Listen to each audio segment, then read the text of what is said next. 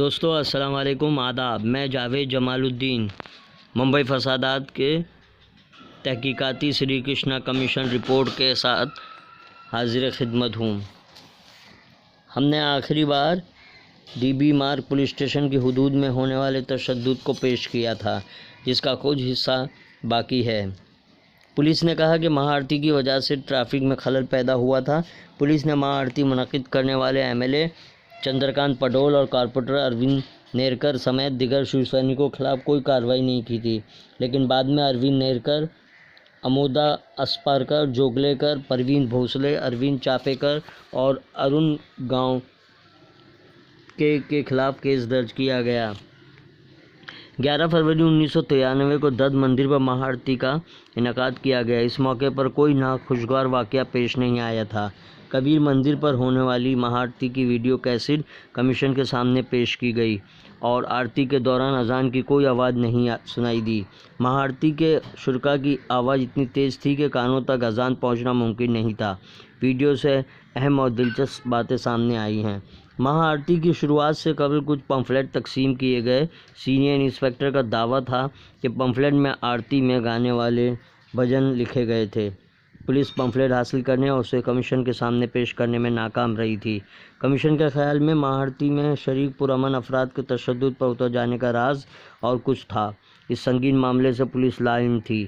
7 جنوری 1993 کی police source report میں warning دی گئی تھی کہ مہارتی سے لوٹنے والے شیو سینک مسلمانوں کی دکانوں کو نشانہ بنا سکتے ہیں۔ سینئر انسپکٹر نے بتایا کہ اس رپورٹ کے باوجود مہارتی کی اجازت دی گئی۔ 9 جنوری 1993 کو بھی انہوں نے مہارتی کی اجازت دے دی، جس سے پتہ چلتا ہے کہ پولیس نے لاپرواہی برتی تھی۔ CR نمبر 562/92 کے معاملے کی تحقیقات سے کمیشن مطمئن نہیں ہے۔ اس سلسلے میں پیش کیا گیا جواب بے بنیاد ہے۔ 9 جنوری 1993 کی مہارتی کے بارے میں دعویٰ کیا گیا ہے کہ اس وقت لا اینڈ آرڈر کا کوئی مسئلہ نہیں تھا۔ اس علاقے میں لوٹ مار اور آتش زنی کا سلسلہ جاری رہا۔ حملہ ور شیو سینا زندہ باد کے نعرے لگاتے تھے۔ CR نمبر 15/1993 جبکہ ایک پولیس حوالدار کو شرپسند زد وقوع کیا اور بائیں ہاتھ کو زخمی کر دیا۔ شبہ ہے کہ حملہ ور مسلمان تھے۔ دسمبر 1992 اور جنوری 1993 میں مسلمانوں کی 98 دکانوں اور ہندوؤں کی 10 دکانیں تباہ کر دی گئیں۔ پولیس نے 30 ملزمین کو گرفتار کیا تھا۔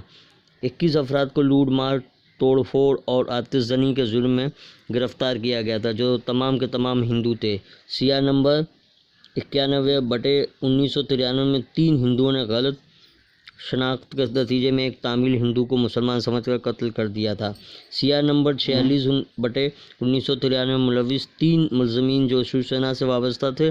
اس معاملے میں تحقیقات کے بارے میں سینئر انسپکٹر نے دعویٰ کیا ہے کہ اس تعلق سے شاخہ نمبر 21 کے شاخہ پرمکھ امواد اسپکر اور شیو سینا کارپوریٹرز کو پولیس اسٹیشن طلب کر کے پوچھ تاچھ کی گئی تھی، لیکن دونوں کا بیان درج نہیں کیا گیا تھا۔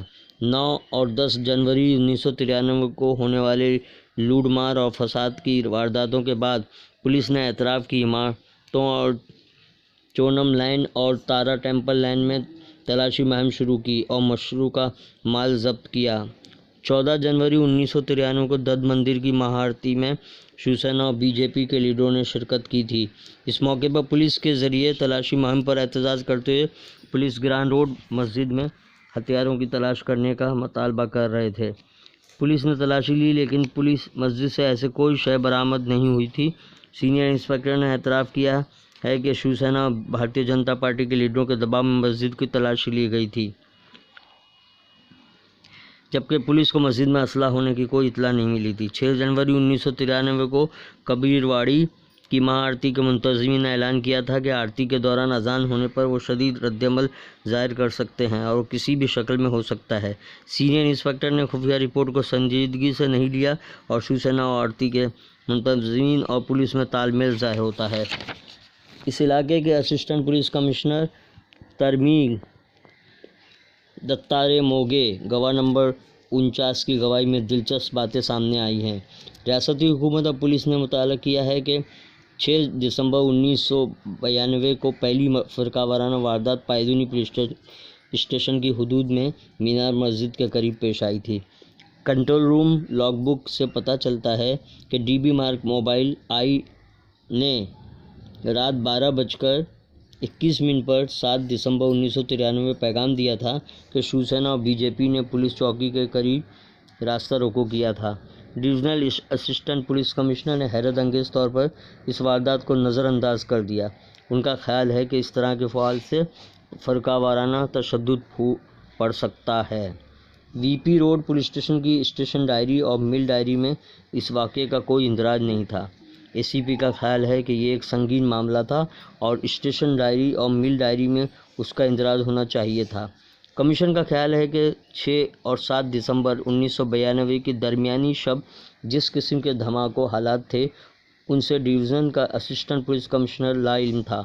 9، 13 اور 20 دسمبر 1992 کو مراٹھی روزنامہ نواکال نے مسلمانوں کے خلاف اشتعال انگیز مضامین شائع کیے اور پولیس نے معاملات PR نمبر 5758/92 درج کیے تھے اور حکومت سے دفعہ 153A کے تحت مقدمہ دائر کرنے کی اجازت طلب کی، لیکن حکومت نے 7 اگست 1993 تک اس کی منظوری نہیں دی تھی۔ اس دن گواہ کمیشن کے سامنے حاضر ہوا تھا۔ اے سی پی موگے کے مطابق 6 دسمبر 1992 سے قبل پولیس کمشنر نے مذہبی تقریب کے پیش نظر مہارتی کو دفعہ 37 کے تحت مستثنی قرار دے دیا تھا، حالانکہ ہر ماہ ہونے والی میٹنگ میں اعلیٰ افسروں نے خیال ظاہر کیا تھا کہ اس کے سبب لا اینڈ آرڈر کا مسئلہ پیدا ہو سکتا ہے۔